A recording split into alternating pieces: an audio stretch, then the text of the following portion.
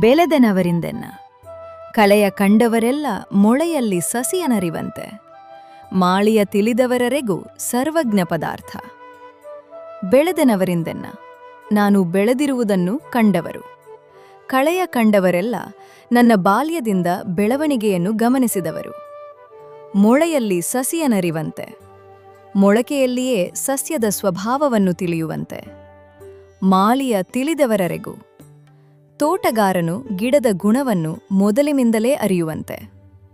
ಭಾವಾರ್ಥ: ಸರ್ವಜ್ಞರು ಇಲ್ಲಿ ಹೇಳುವುದೇನೆಂದರೆ, ಮನುಷ್ಯನ ಗುಣ, ಸ್ವಭಾವ ಮತ್ತು ಭವಿಷ್ಯದ ಲಕ್ಷಣಗಳು ಬಾಲ್ಯದಲ್ಲಿಯೇ ಗೋಚರಿಸುತ್ತವೆ.